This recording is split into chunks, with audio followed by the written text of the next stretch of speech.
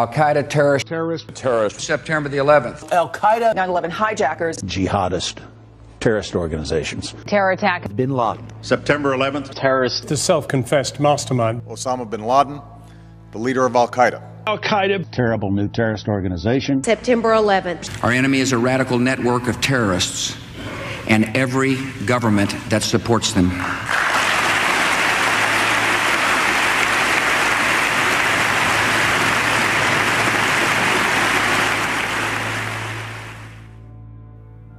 Forget for one moment everything you've been told about September 11th, 2001. Instead, let's ask ourselves one question. What was 9/11? A terrorist atrocity? An attack on America? The first salvo in a new war? A day that changed everything? The question may seem simple, but how we answer it is of vital importance. It determines how we proceed with our investigation of that day. And once you strip away the emotional rhetoric and the fear-inducing imagery, we're left with the simple truth. 9/11 was a crime.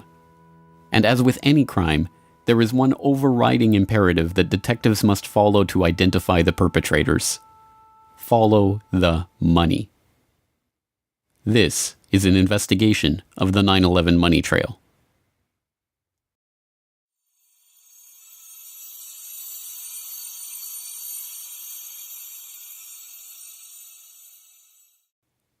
In 1998, the Port Authority of New York and New Jersey agreed to privatize the World Trade Center, the complex of office towers in Lower Manhattan that they had owned and operated since their construction in 1973.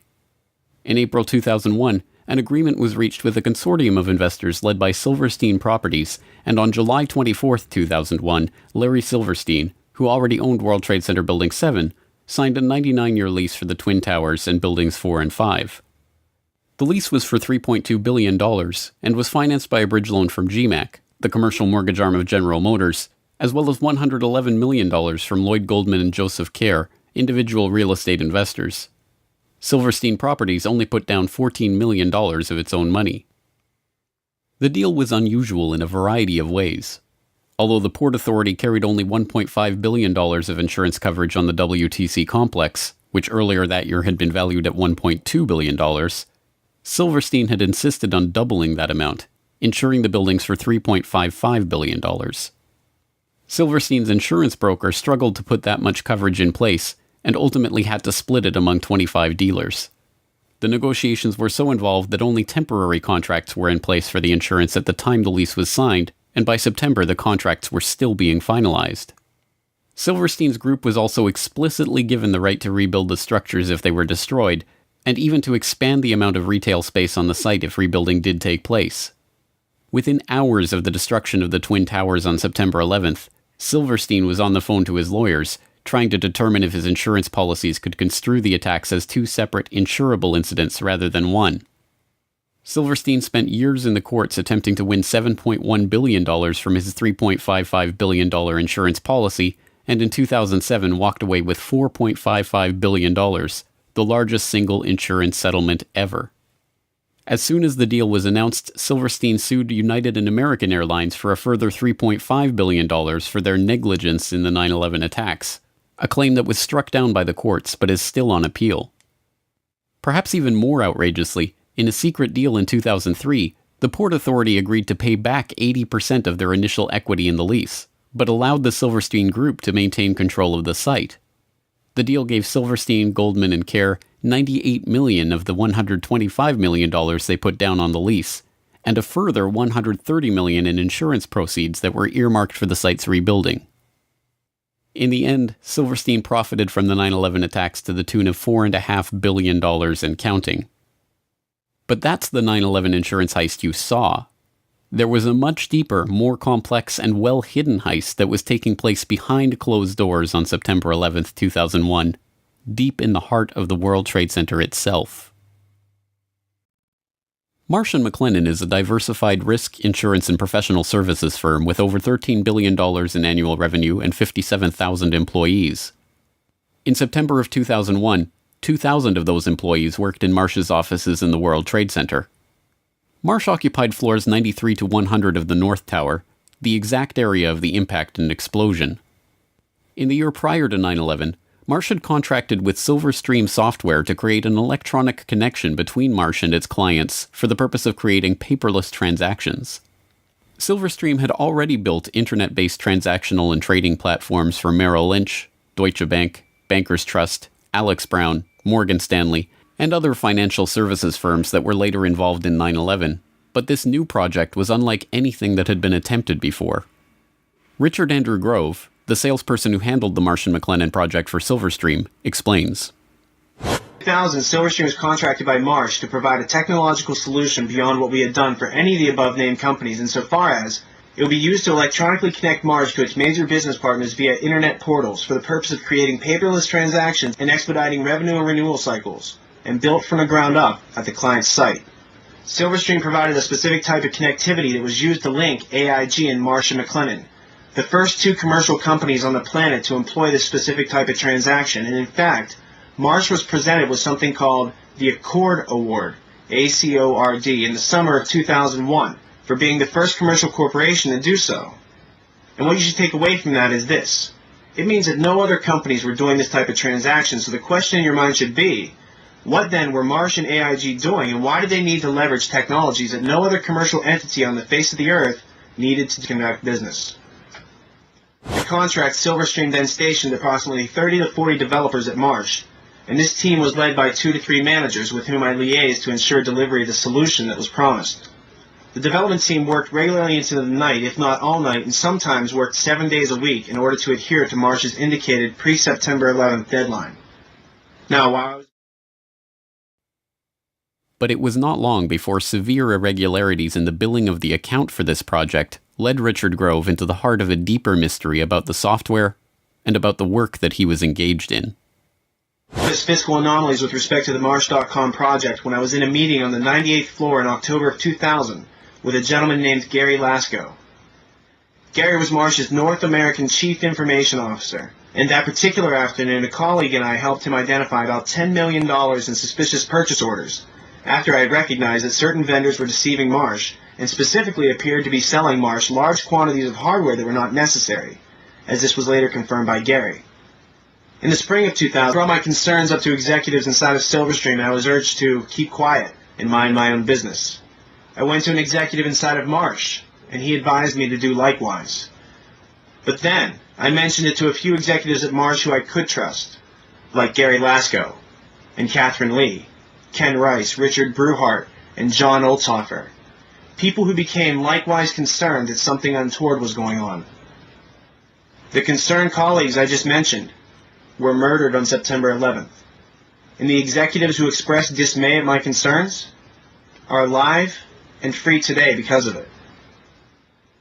I feel it's no coincidence as the Marsh executive who urged me to drop my line of inquiry made sure that his personnel, who I just mentioned, were in the office bright and early for a global conference call before the staff meeting upon which I was to intrude.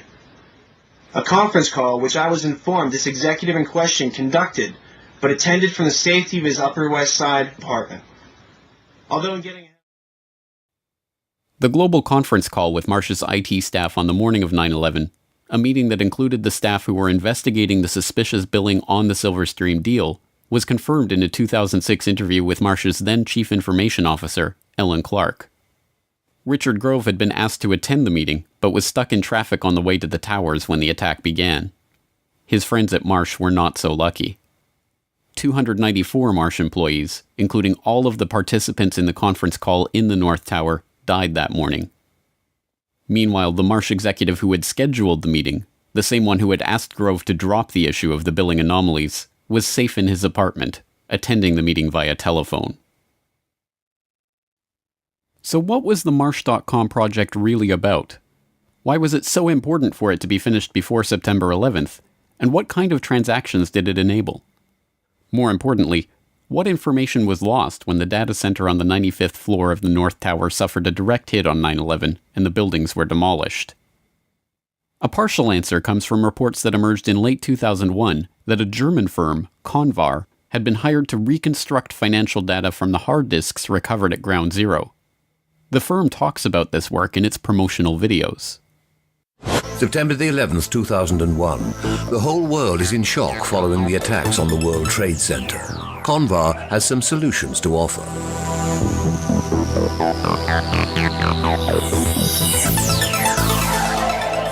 Data stored on countless hard drives retrieved from the collapsed towers was believed to have been lost, but Convar specialists can render irreplaceable information readable again at Europe's only high-security data recovery center.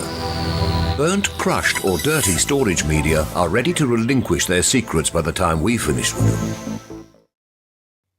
More details about the work comes from an IDG news service story posted to CNN.com in December 2001. Under the headline, "Computer disk drives from WTC could yield clues," the article notes, "An unexplained surge in transactions was recorded prior to the attacks, leading to speculation that someone might have profited from previous knowledge of the terrorist plot by moving sums of money. But because the facilities of many financial companies processing the transactions were housed in New York's World Trade Center, destroyed in the blasts, it has, until now, been impossible to verify that suspicion." A Reuters article from the same time, later posted to Convar's website, offers revealing glimpses into the investigation's early results.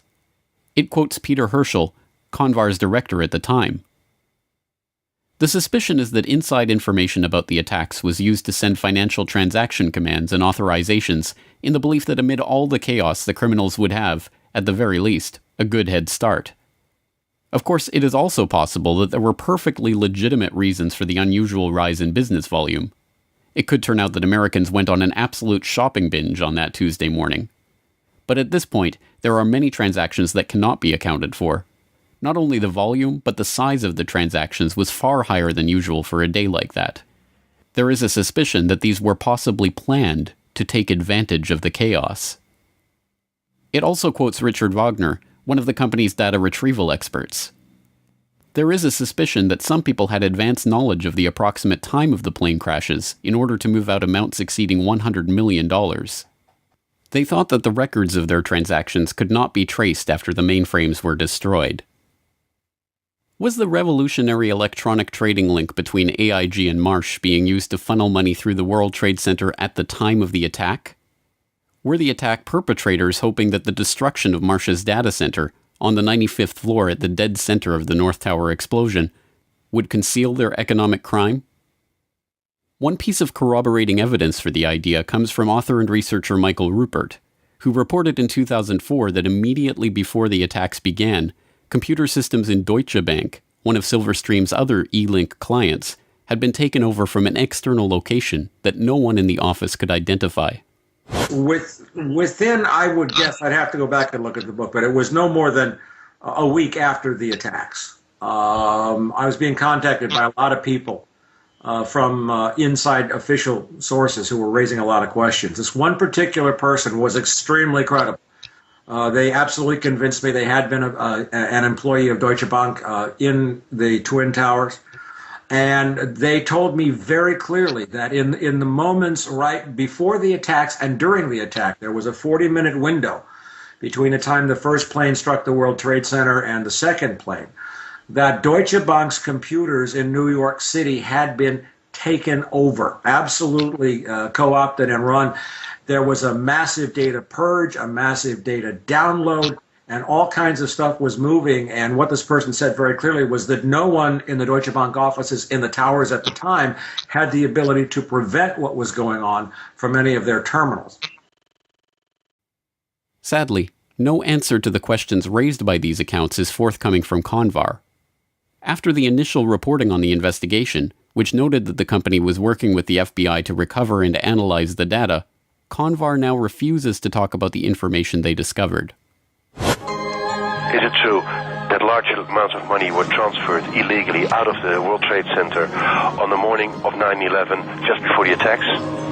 If you would look on the website, I would say yes, because that was the information from a previous release. If you would ask me today, I would need to tell you that I could not give you any additional information about that. I'm really sorry. At the time of 9/11, Marsh's chief of risk management was Paul Bremer, the former managing director of Kissinger & Associates, who went on to oversee the U.S. occupation of Iraq. On the morning of 9/11, he was not in his office at Marsh & McLennan, but at NBC's TV studio, where he was delivering the official story of the attack. It's Paul Bremer. I want to make sure I'm getting your name right because I'm just meeting you just at this moment. You're a terrorism expert. Counterterrorism, I hope. And can talk to us a little bit about who could. I mean, there are a limited number of groups who could be responsible for something of this magnitude. Yes, this is a very well planned, very well coordinated attack, which suggests it's very well organized centrally, and there are only 3 or 4 candidates in the world, really, who could have conducted this attack. Bin Laden comes to mind right away, Mr. Bremer. Indeed, he certainly does. Bin Laden was involved in the first attack on the World Trade Center, which had as its intention doing exactly what happened here, which was to collapse both towers. He certainly has to be a prime suspect, but there are others in the Middle East, and there are at least 2 states, Iran and Iraq, which should at least remain on the list of potential suspects. What kind of... I don't recall anything like this. Pearl Harbor happened a month before I was born, and I hear my parents talk about that as a seminal event in their lives all the time. I am not aware of anything like this in the United States before.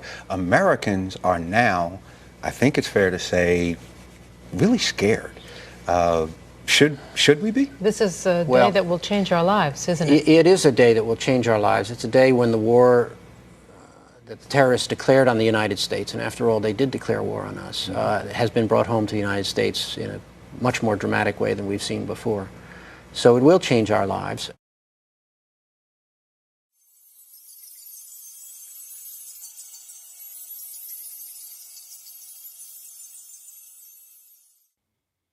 On September 12, 2001, before the dust had even settled on Ground Zero, the Securities and Exchange Commission opened an investigation into a chilling proposition: that an unknown group of traders with advanced knowledge of the 9/11 plot had made millions betting against the companies involved in the attacks.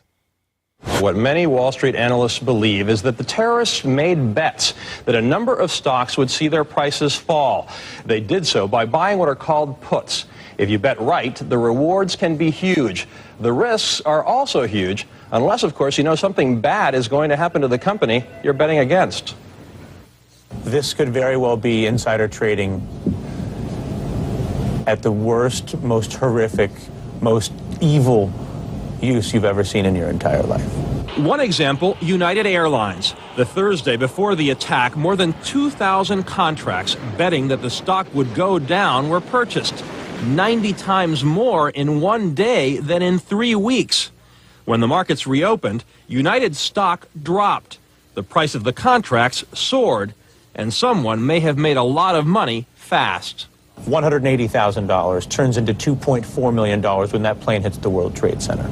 It's almost the same story with American Airlines. That's a 5-fold increase in the value of what was a $337,000 trade on Monday.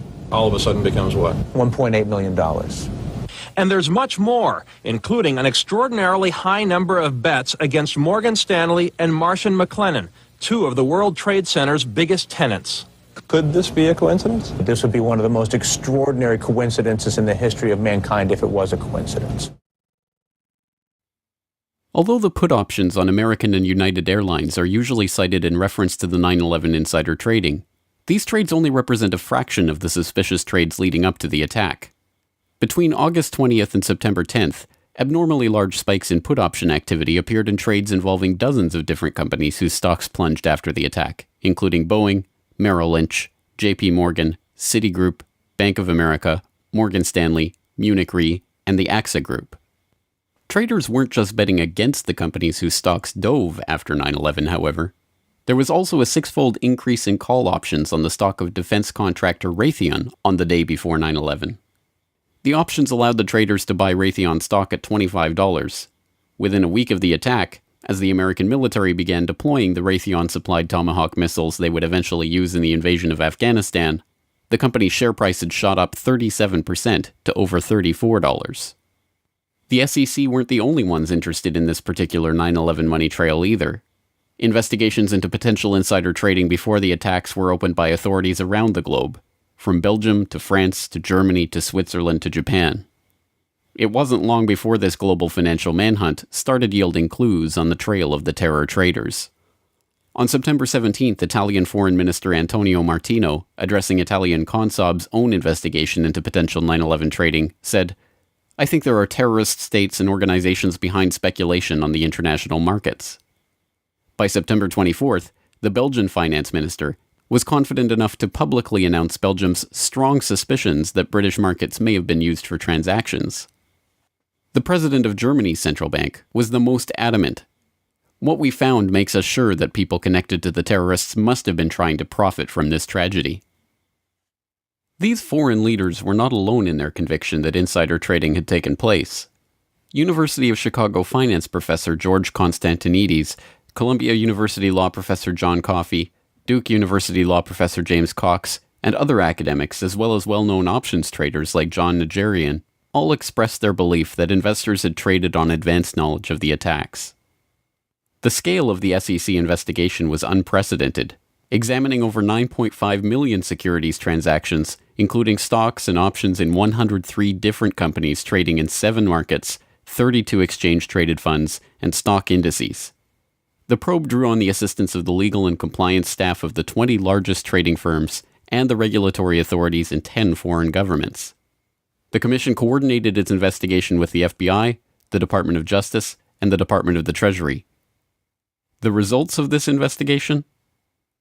We have not developed any evidence suggesting that those who had advanced knowledge of the September 11th attacks traded on the basis of that information. Although this sounds like the investigation did not find evidence of insider trading, a second look reveals the trick.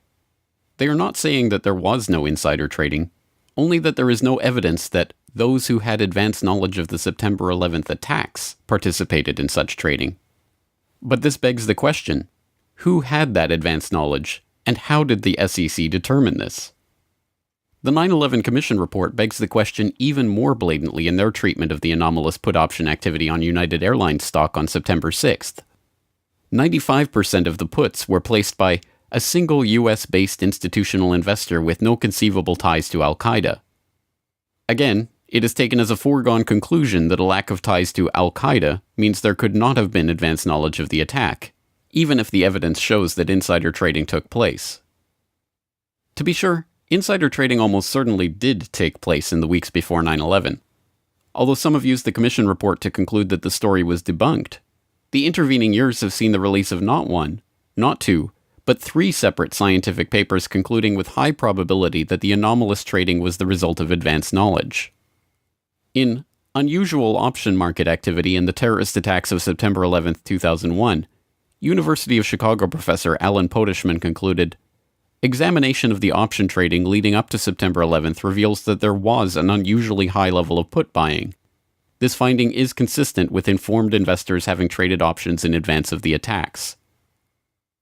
In Detecting Abnormal Trading Activities in Option Markets, researchers at the University of Zurich used econometric methods to confirm unusual put option activity on the stocks of key airlines, banks, and reinsurers in the weeks prior to 9/11. And in Was There Abnormal Trading in the S&P 500 Index Options Prior to the September 11th Attacks, a team of researchers concluded that abnormal activity in the S&P Index Options market around the time of the attack is consistent with insiders anticipating the 9/11 attacks. The only question, then, is who was profiting from these trades, and why was no one ever indicted for their participation in them? One lead is pursued by researcher and author Kevin Ryan. In Evidence for Informed Trading on the Attacks of September 11th, he examines an FBI briefing document from 2003 that was declassified in 2009. It describes the results of FBI investigations into 2 of the pre-9/11 trades that the Bureau had identified as suspicious, including the purchase of 56,000 shares of Stratesec in the days prior to 9/11. Stratesec provided security systems to airports, including, ironically, Dulles Airport, as well as the World Trade Center and United Airlines, and saw its share price almost double when the markets reopened on September 17, 2001. The trades traced back to a couple whose names are redacted from the memo, but are easily identifiable from the unredacted information. Mr. and Mrs. Wirt D. Walker III, a distant relative of the Bush family and business partner of Marvin Bush, the president's brother. The document notes that the pair were never even interviewed as part of the investigation, because it had revealed no ties to terrorism or other negative information. In addition to begging the question, this characterization is provably false, as Ryan noted in a conversation with financial journalist Lars Schall.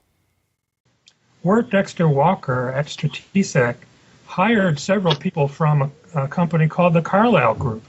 And the Carlyle Group had bin Laden family members as investors.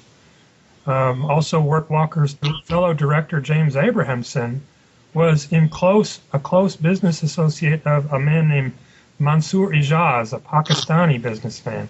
And Mansour Ijaz claimed to be able to contact Osama bin Laden on multiple occasions. So there does seem to be some circumstantial evidence indicating that these people were connected to Al-Qaeda, at least to the point where we should investigate. And isn't it true that also some members of the bin Laden family were actually in Washington at a gathering of the Carlyle Group on 9/11? That's true. The Carlyle Group had a meeting at the Ritz-Carlton Hotel in Washington on September 11th, and present there were former President George H.W. Bush, James Baker, and the brother of Osama bin Laden. I believe his name was Salem. I can't recall his exact name. But they were there, investors from the bin Laden family, meeting with Carlyle Group representatives in Washington on September 11th.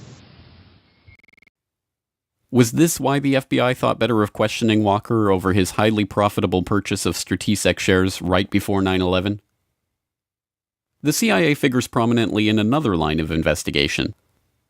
One suspicious United Airlines put option purchase that was investigated by the FBI involved a 2,500 contract order for puts in the days before 9/11. Instead of processing the purchase through United Airlines Home Exchange, the Chicago Board of Options Exchange, the order was split into 500 contract chunks and run through 5 different options exchanges simultaneously. The unusual order was brokered by Deutsche Bank Alex Brown, a firm that until 1998 was chaired by A.B. Buzzy Krongard, a former consultant to CIA Director James Woolsey, who at the time of 9/11 was himself the executive director of the CIA. So right after the attacks of 9/11, the name Buzzy Krongard surfaced, and it was instant research that revealed that Buzzy Krongard had been allegedly recruited by CIA Director George Tenet to become the executive director at CIA, which is the number 3 position right before the attacks. And Alex Brown was one of the then a subsidiary of Deutsche Bank. Was one of the primary instruments or vehicles that handled all of these criminal trades by people who obviously knew that the attacks were going to take place where, how, and involving specific airlines. Perhaps the most frank admission of insider trading is notable for 3 things. It was recorded on video, it has never been investigated by any agency or law enforcement official, and it was made by former CIA agent and frequent foreign policy commentator Robert Baer, the real-life inspiration for the character portrayed by George Clooney in Syriana. Talking to citizen journalists after a speaking event in Los Angeles in 2008, Baer was recorded on video making a startling assertion about 9/11 insider trading. And then the last thing, I believe it was his National Reconnaissance Office was running a drill. A plane crashed into their building, and you know they're staffed by DOD and CIA. I know the guy that went into his broker in San Diego and said, "Cash me out. It's going down tomorrow." Really? Yeah. That tells us something. What? That tells us something. Well, his brother worked at the White House. This truly remarkable statement bears further scrutiny. If Baer is to be believed, a former CIA agent has first-hand knowledge that a White House insider had foreknowledge of the attacks, and to this day not only has Baer never revealed the identity of this person, but no one has questioned him about his statement or even attempted to pursue this lead. So how is it possible that the SEC overlooked, ignored, or simply chose not to pursue such leads in their investigation? The only possible answer, of course, is that the investigation was deliberately steered away from such persons of interest and any connections that would lead back to foreknowledge by government agencies, federal agents, or their associates in the business world. Unfortunately, we will likely never see documentary evidence of that from the Commission itself. One researcher requesting access under the Freedom of Information Act to the documentary evidence that the 9/11 Commission used to conclude that there had been no insider trading received a response that stated that the potentially responsive records have been destroyed.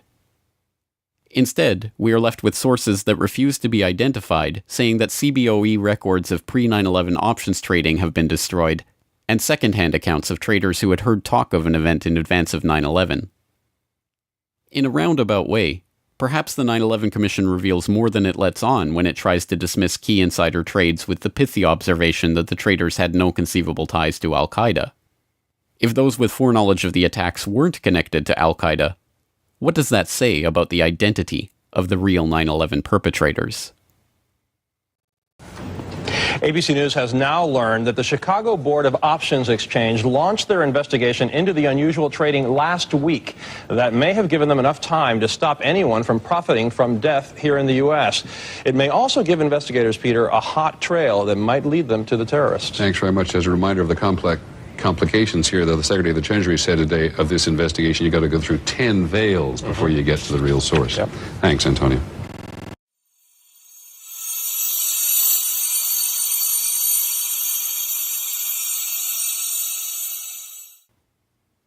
P-Tech was a Quincy, Massachusetts-based company specializing in enterprise architecture software, a type of powerful computer modeling program that allows large-scale organizations to map their systems and employees and to monitor them in real time. The person running this software has a god's-eye view of processes, personnel, and transactions, and even the ability to use this data to foresee problems before they happen and to intervene to stop them from happening.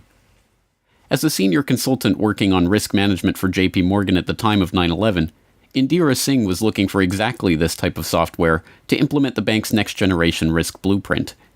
In her search for the ultimate risk management software, P-Tech's name was floated as the best candidate for the task. I had a good life. I did risk at JP Morgan Chase. Just to take a break from all the heavy stuff, what I do was to devise a way to monitor everything going on in a very large company to stop big problems from happening. There's that little cloud there and my very bizarre picture of how I think about this problem.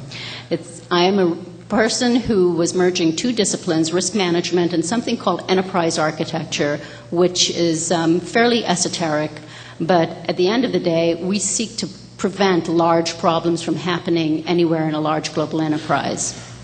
At JP Morgan, I was working on the next generation risk blueprint, which is all about how to prevent these things from happening. Bad business practice such as money laundering, road trading, and massive computer failures, anything you could imagine would go wrong. I had a lot of leeway consulting as a senior risk architect to think out of the box and actually get my ideas implemented. I was funded out of a strategic fund. I reported to the directors, and I was pretty happy. JP Morgan thought very highly of me, and they were thinking of funding, in conjunction with my project in DC, the next generation risk software. What I needed to do, what I did, was a really smart piece of software. Really, really smart. Its job would be to think about all the information, and this is where you may connect a dot. The job of this software would be to think about all the information that represented what was going on in the enterprise at any given time as bank business was being transacted worldwide. For example, it would be a surveillance software that would look for trading patterns that indicated someone was up to no good, and then do something about it. Send a message somewhere, send the transaction information somewhere, perhaps shut their system down, perhaps shut another system down, perhaps start something else up elsewhere. This kind of capability is very, very essential in today's world. However, this kind of software is not found in Microsoft or not even in IBM. A small group of very esoteric software companies make this kind of enterprise software, and it is very pricey. So you can't afford to pick wrong. And I asked all my colleagues who are industry gurus what would they recommend for this. My buddies recommended P-Tech. Indeed, it's not difficult to see why P-TECH came so highly recommended. Given the nature of this sensitive risk management work, only a company with experience delivering software to large-scale organizations with secrets to protect would fit the bill, and in this regard P-TECH did not disappoint. Their client roster included a veritable who's who of top-level corporate and governmental clients: the FBI, the IRS, NATO, the Air Force, the Naval Air Command, the Departments of Energy and Education, the Postal Service, the U.S. House of Representatives, the Department of Defense, the Secret Service, even the White House. From the inner sanctum of the White House to the headquarters of the FBI, from the basement of the FAA to the boardroom of IBM, some of the best secured organizations in the world, running on some of the most protected servers housing the most sensitive data, welcomed P-TECH into their midst. P-TECH was given the keys to the cyber kingdom to build detailed pictures of these organizations, their weaknesses and vulnerabilities, and to show how these problems could be exploited by those of ill intent. But like all such systems, it could be exploited by those of ill intent for their own purposes, too. Given the nature of the information and secrets being kept by its clients, it should come as no surprise that many of P-TECH's top investors and employees were men with backgrounds that should have been raising red flags at all levels of the government. And as it turns out, at least one of these men did raise red flags with a pair of diligent FBI field agents. In the late 1990s, Robert Wright and John Vincent, FBI special agents in the Chicago field office, were running an investigation into terrorist financing called Vulgar Betrayal. From the very start, the investigation was hampered by higher-ups. They were not even given access to the computer equipment needed to carry out their work. Through Wright and Vincent's foresight and perseverance, however, the investigation managed to score some victories, including seizing $1.4 million in terrorist funds. According to Wright, these funds were linked directly to Saudi businessman Yassin Qadi. Yassin al-Qadi is a multimillionaire businessman and philanthropist who, according to Business Associates, liked to boast of his relationship with former Vice President Dick Cheney. But in the late 1990s, he was sanctioned by the UN Security Council for his suspected links to al-Qaeda, and after 9/11 he was put on a terrorist watch list by the US Treasury for his suspected ties to terrorist financing. During the 1990s, as Vulgar Betrayal was being thwarted from opening a criminal investigation into his activities, the Qadi-backed investment firm Sarmony Limited became an angel investor to a software startup called P-TECH, providing $5 million of the initial $20 million of capital that got P-TECH off the ground. At the time, P-TECH's CEO denied that al-Qadi had any involvement with the company other than his initial investment, but the FBI now maintains he was lying, and that in fact al-Qadi continued investing millions of dollars in the company through various fronts and investment vehicles. Company insiders told FBI officials that they were flown to Saudi Arabia to meet P-TECH's investors in 1999, and that al-Qadi was introduced as one of the owners. It has also been reported that Hussein Ibrahim, P-TECH's chief scientist, was al-Qadi's representative at P-TECH, and al-Qadi's lawyers have admitted that al-Qadi's representatives may have continued to sit on P-TECH's board even after 9/11. Ibrahim himself was a former president of BMI, a New Jersey-based real estate investment firm that was also one of the initial investors in P-TECH and provided financing for P-TECH's founding loan. P-TECH leased office space and computer equipment from BMI, and BMI shared office space in New Jersey with Qadi International, owned and operated by none other than Yassin al-Qadi. In 2003, counterterrorism czar Richard Clarke said, BMI held itself out publicly as a financial services provider for Muslims in the United States. Its investor list suggests the possibility this facade was just a cover to conceal terrorist support. Suhail Lahir was P-TECH's chief architect. When he wasn't writing the software that would provide P-TECH with detailed operational blueprints of the most sensitive agencies in the US government, he was writing articles in praise of Islamic holy war. He was also fond of quoting Abdullah Azzam, Osama bin Laden's mentor and the head of Maktab al-Khidmat, which was the precursor to al-Qaeda. That such an unlikely cast of characters were given access to some of the most sensitive agencies in the US federal government is startling enough. That they were operating software that allowed them to map, analyze, and access every process and operation within these agencies for the purpose of finding systemic weak points is equally startling. Most disturbing of all, though, is the connection between P-TECH and the very agencies that so remarkably failed in their duty to protect the American public on September 11, 2001. Could you describe the relationship of PTEC with the FAA? Now, PTEC worked with the FAA for several years, didn't they? They worked the FAA. It was a joint project between PTEC and MITRE, and they were looking at, it's interesting, they were looking at basically holes in the FAA's interoperability with responding with other agencies, law enforcement, in the case of an emergency such as a hijacking. So they were looking for the escalation process, what people would do, how they would respond in case of an emergency, and find the holes and make recommendations to fix it. Now, if anyone was in a position to understand where the holes were, PTEC was, and that's exactly the point. And if anybody was in a position to write software to take advantage of those holes, it would have been PTEC. Now, was there a reference to PTEC having operated in the basement out of the FAA? Yes. Now, typically, because the scope of such projects are so overarching and wide-ranging, when you are doing an enterprise architecture project, you pretty much have access to how anything in the organization is being done, where it's being done, on what systems, what the information is, and you pretty much have carte blanche. If it's a major project that spans several years, the team that comes in has literally access to almost anything that they want because you're operating on a blueprint level, on a massive scale. So, yes, they were everywhere, and I was told that they were in places that required clearances. I was told that they had log-on access to FAA flight control computers. I was told that they had passwords to many computers that you may not on the surface think has anything to do with finding out holes in the system. But let's say you've said, okay, you isolated a part of a process, of a notification process that was mediated by a computer, and you wanted to investigate it further, then you would typically get log-on access to that computer. And from that, back upstream or downstream, so who knows?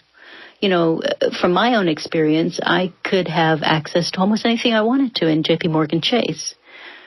And didn't, for the reason if anything went wrong, I didn't want to have the access. But if you were up to no good as an enterprise architect with such a mandate, you typically could have anything you wanted. So who was really behind PTEC? Did Ziadi, Ibrahim, and the others somehow evade the due diligence of all of the government agencies and multinational corporations that PTEC contracted with? Did PTEC just happen to end up working on the interoperability of the FAA and the Pentagon systems on the morning of 9/11? Did al-Qadi's friend Dick Cheney really know nothing of Qadi's connections or activities? Was this all some devious al-Qaeda plot to infiltrate key systems and agencies of the US government? Not according to the people who were really investigating the company. So what did the 9/11 Commission have to say about PTEC? Absolutely nothing. The co-chair of the commission, Thomas Kane, had been involved in a $24 million real estate transaction with BMI, one of the PTEC investors, but no mention was made of that at the time, and the commission never looked into PTEC or its activities on 9/11. Meanwhile, Cheney's friend al-Qadi has since been removed from the Swiss, European, UN Security Council, and US Treasury terrorist sanctions lists. And Robert Wright? After Vulgar Betrayal was shut down, the FBI did eventually raid PTEC's offices in December of 2002, but not before the company was given 2 weeks advance warning of the raid. The very next day, then Homeland Security Chief Tom Ridge declared that PTEC in no way jeopardizes the security of the country. Osama Ziadi is still wanted by the FBI for lying about al-Qadi's involvement with the company, but the case is now cold. To the families and victims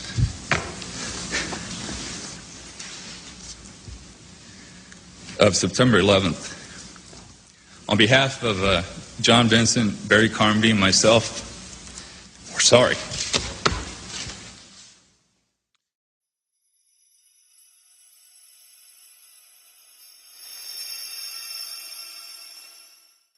The topic today is an adversary that poses a threat, serious threat to the security of the United States of America. This adversary is one of the world's last bastions of central planning. It governs by dictating 5-year plans. From a single capital, it attempts to impose its command across time zones, continents, oceans, and beyond. With brutal consistency, it stifles free thought and crushes new ideas. It disrupts the defense of the United States and places the lives of men and women in uniform at risk. On September 10th, 2001, Defense Secretary Donald Rumsfeld declared a new war. Not a war on a shadowy terrorist organization in Afghanistan, or even a war on terror itself, but a war on the Pentagon.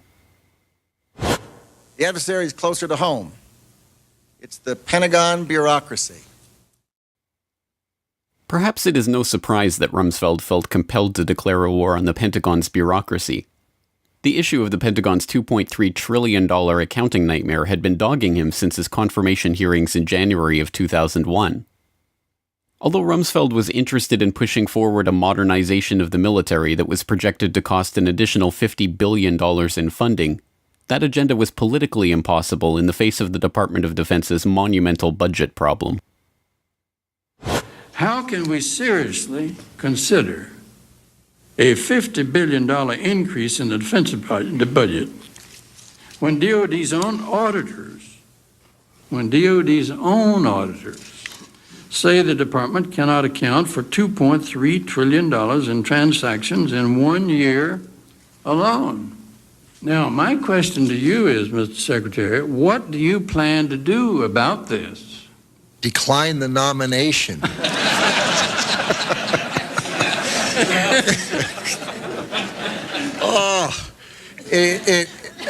Senator, I have heard... I don't want to see you do that. We'll stand adjourned in that case. Senator, I have heard some of that and read some of that, that the department is not capable of auditing its books. It is... I was going to say terrifying. Terrifying only begins to describe the problem. The Department of Defense's own Inspector General report for fiscal year 1999 noted that the Defense Finance and Accounting Service had processed $7.6 trillion of department-level accounting entries in that year. Of that amount, only $3.5 trillion could be properly accounted for. $2.3 trillion in transactions were fudged to make entries balance, run through without proper documentation, or made up entirely. The Inspector General's office did not even examine the other $1.8 trillion in transactions because they did not have adequate time or staff to review them. In 2002, one DFAS accountant blew the whistle on the problem and the cover-up that was underway to stop investigators from finding out where the money went. According to some estimates, we cannot track $2.3 trillion in transactions. $2.3 trillion with a T. That's $8,000 for every man, woman, and child in America.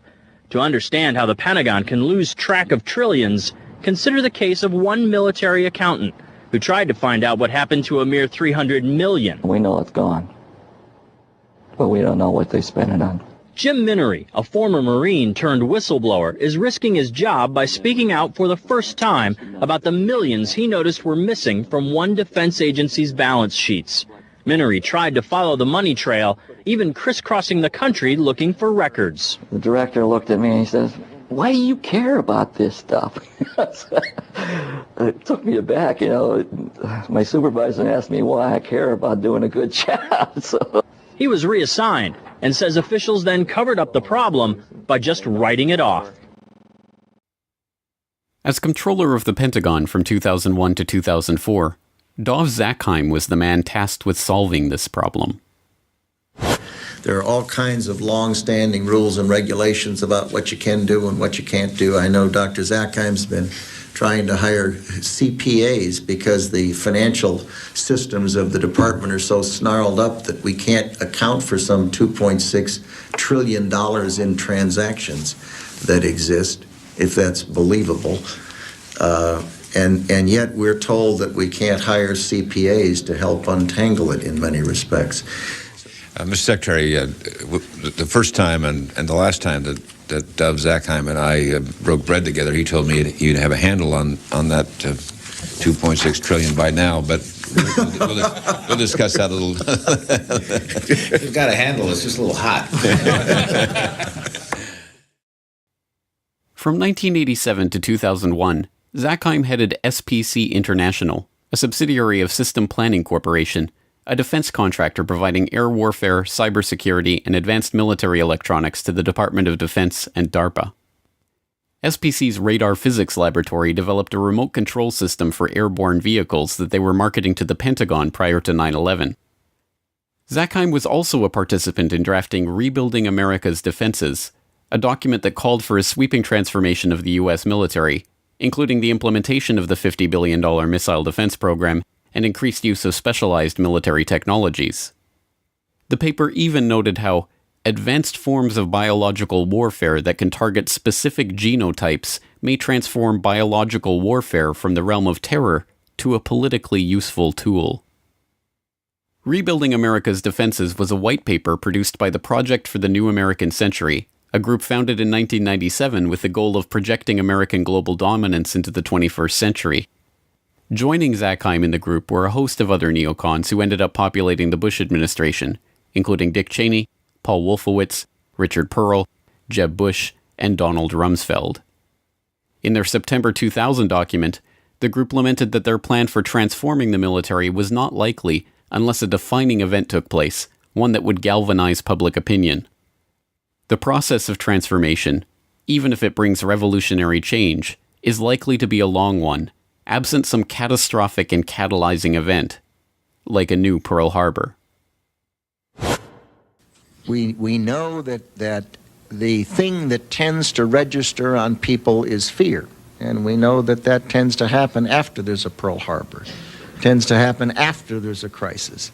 And that's too late for us. We've got to be smarter than that. We've got to be wiser than that. We have to be more forward-looking. There's a wonderful book on Pearl Harbor by Roberta Wohlstetter and a foreword by Dr. Schelling that talks about this problem of seeing things happen and not integrating them in your mind and saying, yes, we need to be doing something about that now. That I reread periodically because it's so important. And on 9/11/2001, America received its new Pearl Harbor. The attack on the Pentagon struck Wedge 1 on the west side of the building. An office of the U.S. Army called Resource Services Washington had just moved back into Wedge 1 after renovations had taken place there. The office was staffed with 45 accountants, bookkeepers, and budget analysts. 34 of them were killed in the attack. A 2002 follow-up report from the DoD Inspector General on the missing trillions noted that a further $1.1 trillion in made-up accounting entries were processed by the Pentagon in fiscal year 2000, but they did not even attempt to quantify the missing funds for 2001. The Secretary of the Army, Thomas White, later explained they were unable to produce a financial report for 2001 at all, due to the loss of financial management personnel sustained during the September 11th terrorist attack. Before becoming Secretary of the Army, Thomas White was a senior executive at Enron. Enron was one of the largest energy companies in the world, posting a $111 billion profit in 2000, before being exposed as an elaborate corporate accounting fraud in 2001. The SEC, which investigated the Enron scandal, occupied the 11th to 13th floors in World Trade Center Building 7, and their offices were destroyed on 9/11, destroying 3,000 to 4,000 documents on active investigations in the process. Perhaps unsurprisingly, Rumsfeld's war on the Pentagon's bureaucracy did not yield the results he promised. By 2013, the unaccountable money in the Pentagon's coffers had reached $8.5 trillion.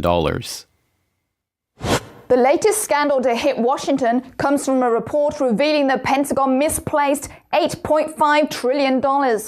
Military leaders have also been found ordering subordinates to doctor books to hide the missing money. This is the conclusion of a special report by Reuters. One former Pentagon employee, Linda Woodford, said she spent 15 years there falsifying financial records. Woodford had a job checking Navy accounting records against figures supplied by the Treasury Department. She said money was missing from the report every month. And national security expert Steve Miles is here with me to help us crunched these numbers. $8.5 trillion unaccounted for. It's a lot of money. This is the kind of thing that you would think would bring Capitol Hill to a screeching halt. There'd be hearings kind of almost daily. You'd have various committees looking into it. None of that. It just leads to massive waste, and there can be all sorts of fraud that you don't know about. Just one example, when the Inspector General looked at Iraq, which was, a lot of money, but in the grand scheme, just a portion of the money the U.S. spends. What they found was about $50 billion of the money the U.S. spent there was wasted. And about $6 billion was completely lost. They had no idea where it went. It was completely unaccounted for. But put that in perspective, that's about this amount of money that other countries would spend on their defense in a year total. And that's just the loose pocket change that we lost in the couch.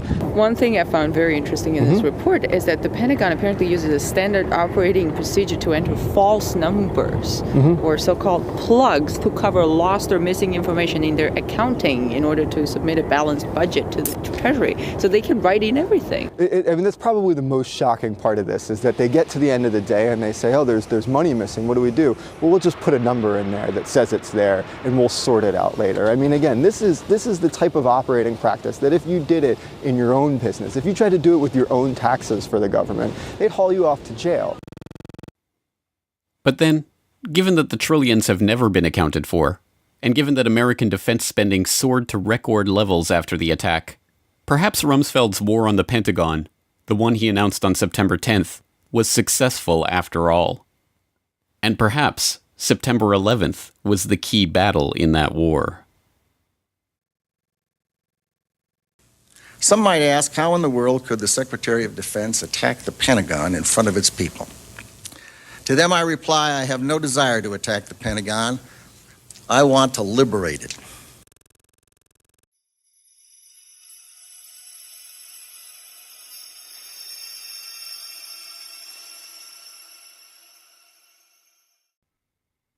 Insurance scams and insider trading, electronic fraud and vulgar betrayal, missing money and evidence destroyed. There are at least 8.5 trillion reasons to investigate the money trail of 9/11. Curious, then, that the U.S. government's final word on the attacks, the 9/11 Commission report, concluded that the money trail was not worthy of investigation at all. In Chapter 5 of the report, the Commission noted, "To date, the U.S. government has not been able to determine the origin of the money used for the 9/11 attacks. Ultimately, the question is of little practical significance." 9/11 was a crime, and as every detective knows, the first rule of criminal investigation is to follow the money. So why did the 9/11 Commission specifically reject this rule? The answers to 9/11 are not going to come from the suspects of the crime. Instead, it's up to investigators to continue to unearth the true evidence on the 9/11 money trail. Follow the money.